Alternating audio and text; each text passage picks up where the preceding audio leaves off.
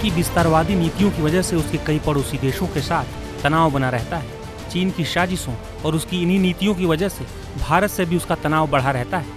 बता दें कि चालबाज चीन ने एक बार फिर कुछ ऐसी ही हरकत की है।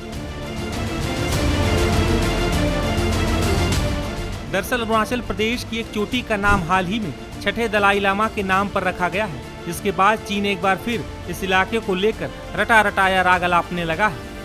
गौरतलब है कि national institute of mountaineering and adventure sports यानी NIMS की एक टीम ने अरुणाचल प्रदेश में 20,942 फीट ऊंची एक चोटी की चढ़ाई की थी। इससे पहले इस चोटी की एक बार भी चढ़ाई नहीं की गई थी। वहीं इस चोटी का आज तक कोई नाम भी नहीं रखा गया था। इसी वजह से NIMAS ने इस चोटी का नाम छठे दलाई लामा त्सांग यांग ग्यात्सो के नाम पर रखने का फैसला लिया है, जिसके बाद से चीन चिढ़ गया है। बता दें कि छठे दलाई लामा के नाम पर चोटी का नाम रखने के बाद चीन बौखला गया है। दरअसल NIMAS रक्षा मंत्रालय के अधीन काम करता है और ये अरुणाचल प्रदेश के दिरांग में स्थित है। वहीं इस मामले पर एक सवाल के जवाब में चीनी विदेश मंत्रालय के प्रवक्ता लिन जियान ने कहा कि अभी उन्हें इसकी जानकारी नहीं है। हालांकि इसके साथ ही लिन जियान ने चालबाज चीन के उस दावे को दोहराया है जिसमें अरुणाचल प्रदेश को चीन का हिस्सा बताता रहा है।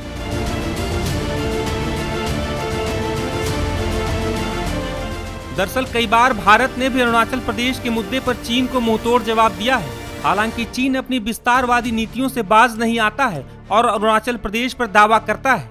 हालांकि हर बार ही उसके दावे को भारत सिरे से खारिज करता आया है।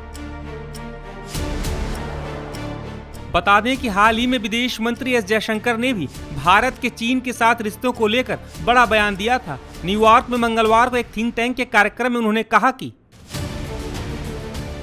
I think the India-China relationship is key to the future of Asia. Bharat और चीन के रिश्ते पर एशिया का भविष्य टिका है।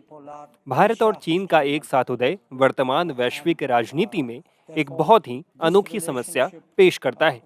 एक तरह से आप कह सकते हैं कि अगर दुनिया को बहुध्रुवीय होना है तो एशिया को बहुध्रुवीय होना होगा। इसलिए ये रिश्ता शायद दुनिया के भविष्य को भी प्रभावित करेगा। Not just the future of Asia, but in that way, perhaps the future of the world as well.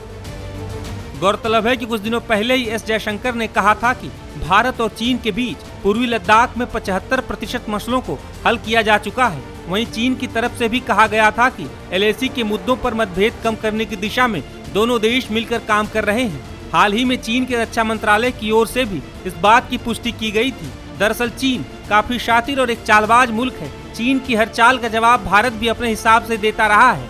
इसी वजह से चीन बार बार तिलमिला और बौखला जाता है।